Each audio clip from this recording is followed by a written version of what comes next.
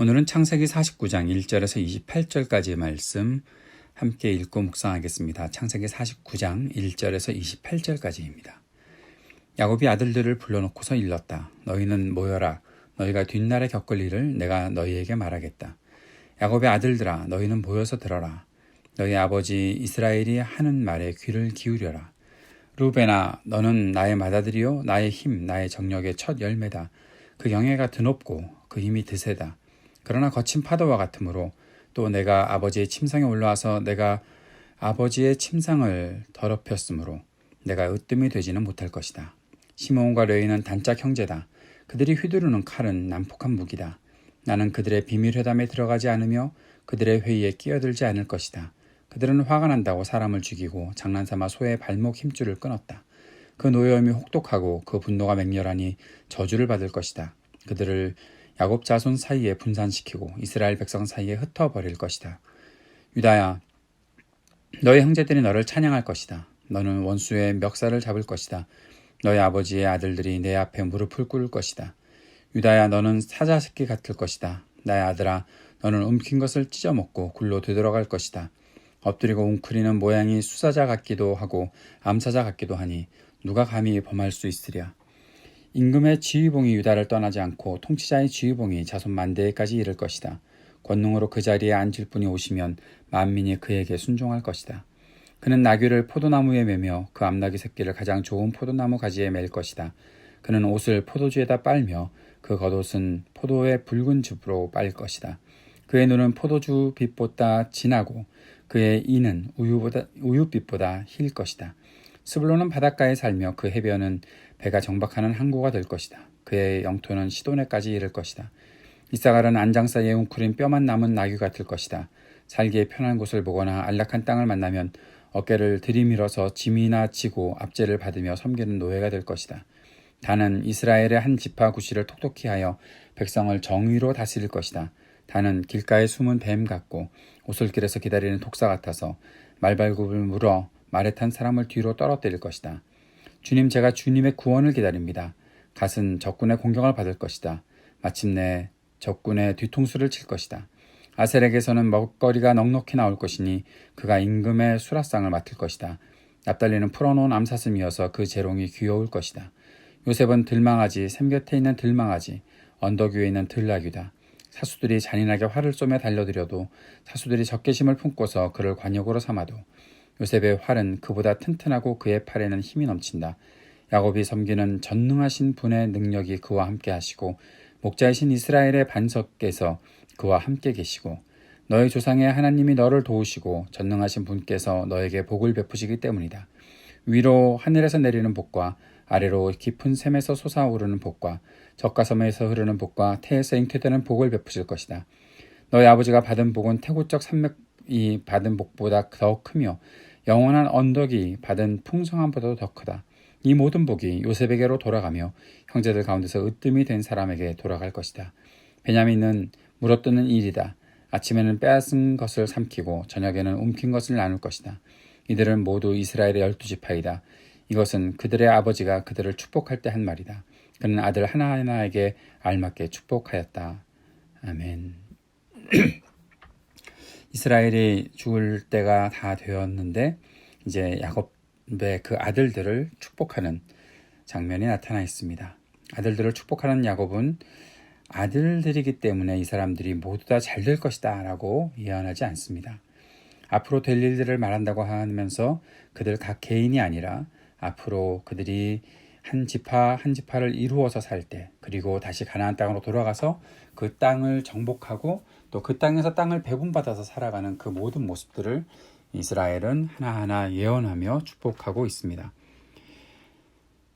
그들이 했던 일들, 그 아들들이 했던 일들에 대해서 분명히 보응하시는 하나님, 그 결과들이 어떻게 나타날 것인지에 대해서도 야곱은, 이스라엘은 그 사실들을 아들들에게 정확하게 말해주고 있는 것을 볼 수 있습니다. 예를 들어서 장남인 르우벤이 아버지의 침상을 더럽힌 일, 시몬과 레위가 복수를 벌이며 싸움을 벌인 일에 대한 보응이 있을 것을 전하고 있습니다. 또 유다는 요셉을 이집트로 팔았고 아들들의 일을 통해서도 많은 부족함이 있었지만 끝까지 또 책임을 다하는 그 마음을 가지고 있었기에 그 가운데 왕권이 이어질 것에 대한 부분들, 최후의 통치자가 그에게서 나올 것이라는 그런 축복도 전하고 있습니다. 다른 아들들에게도 하나님께서 그들을 지켜보고 계셨고 그들의 삶을 통해 하나님의 일들이 어떻게 나타날 것이다 하는 것을 예언하고 있는 것이죠. 특별히 요셉에게는 아주 큰 복이 선포되고 있는 것을 보게 됩니다. 자신이 하나님의 큰 복을 누렸다. 내가 살아오면서 이제까지 하나님께서 참 이 땅에 어떤 것과 비교할 수 없는 큰 복을 주셨는데 요셉에게 그에 못지않은 그 모든 복이 바로 요셉에게 가서 요셉의 복을 받게 되는 그러한 일들도 나타내주고 있습니다.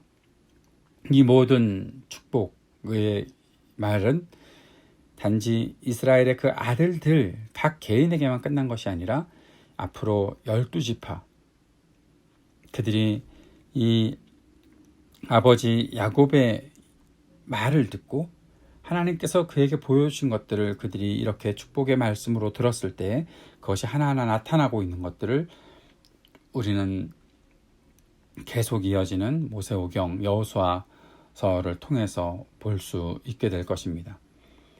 하나님은 우리 각 개인에게 도움을 주시고 또 우리를 도우시며 함께 하시는 하나님의 역사를 이루시는 분이시지만 우리를 통해서 앞으로 이어지는 다가오는 세대, 우리의 다음 세대들, 그들에게 우리가 한 일로 인해서 우리가 이룬 일 또는 우리가 어떠한 부족한 부분들, 그런 것들을 통해서 그들이 어떠한 역사를 함께 이어가게 될 것인가 하는 것들을 우리가 생각해 볼 수 있어야 한다라는 교훈을 오늘 이 시간에 얻게 되는 것이죠.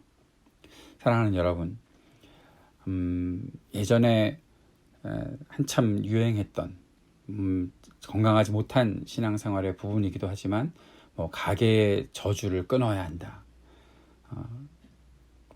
내가 지금 잘못되고 있는 것은 조상 때부터 이어온 우리 가계를 이어온 어떠한 저주가 있기 때문이다라는 그런 식으로 성경의 말씀들을 왜곡하고 그렇게 전하는 것은 잘못이지만 그러나 우리가 항상 우리의 신앙생활을 해나가면서 나만 잘하고 끝나면 되겠지라고 생각하고 그렇게 멈추지 말고 내가 주는 영향력들이 내가 하나님 앞에서의 믿음 생활의 영향력이 어떻게 나의 자손에게 전달되고 또 그들이 무엇을 앞으로 배우고 어떻게 살아갈 것인가에 대한 그런 책임감 있는 마음가짐들을 가지는 것은 매우 중요하다고 생각을 합니다. 오늘 이 말씀들을 보십시오. 르우벤부터 시작해서 시므온, 레위 등등 그 아들들의 그 모습들 속에서 결국 결과적으로 나타나는 것은 그들의 지파들, 이스라엘 그 후손의 지파들 속에 나타났던 어떤 결과들이 예언되고 있는 것 아닙니까? 그 아버지의 역할들이, 그 부모의 역할들이 얼마나 중요한 것이었나라는 것들을 한번 되짚어 보는 것이죠. 하나님께서 아버지가 잘했다고 아들에게 복을 주고 아버지가 잘못했다고 아들이 복을 못 받고 그런 것은 아니라고 이미 예레미야서에서도 말씀하고 계셨지만 그런 것이 아니라 할지라도 내가 지금 우리가 살아갈 때 내 자신이 하나님의 사람으로 믿음을 가진 사람으로 살아가는 것은 결국 나 하나에만 끝나는 것이 아니라 앞으로의 우리의 후손들에게 매우 중요한 영향력을 끼친다라는 사실을 우리가 인정하고 이 말씀을 잘 묵상하고 마음에 새겼으면 좋겠습니다. 어머니 리브가에게서 태어날 때 형 에서의 발꿈치를 잡고 나온 야곱. 어머니 옆에서 자라면서 형의 장자권과 축복을 가르친 후에 나그네로 살아온 세월들. 그 모든 세월 속에 야곱은 하나님을 만나는 그 은혜를 누리게 되었죠. 하나님께서 그를 만나시고 씨름하시며 하나님의 복을 가지고 사는 사람이 얼마나 큰 책임을 가지고 살아야 하는지를 보게끔 하셨습니다. 그의 인생이 이렇게 아들들을 축복하는 것으로 마무리되는 장면을 우리가 보게 되는 것이죠. 언젠가 우리도 마지막 때를 만납니다. 우리의 삶의 매 순간이 우리의 인생을 계획하신 하나님의 마음과 함께 움직이게 될 것입니다. 때로 연약한 사람의 모습으로 인해서 어려움을 겪는다 하더라도 때로 생각하지도 못했던 복을 누리며 평안을 누린다 할지라도 우리를 붙잡아 주시는 하나님의 손이 항상 우리와 동행하신다면 우리는 날마다 소망 가운데 살 것을 믿음으로 살아갈 수 있을 것입니다. 이 어려운 시절에 오늘 우리가 겪고 있는 이 시간 우리의 마음가짐과 태도가 우리 자녀들에게 좋은 영향으로 주어졌으면 좋겠고, 또 이 모든 과정 하나하나를 통해서 우리의 인생이 어떻게 완성되고 또 하나님께서 우리를 어떤 마음을 가지고 인도하시며 우리를 써주실까, 그러한 마음들을 우리가 품고 오늘도 함께 기도하고 이 땅을 위해 중보하고 우리 약한 이들을 위해 간절히 기도하는 이 아침이 되었으면 좋겠습니다. 함께 기도하겠습니다.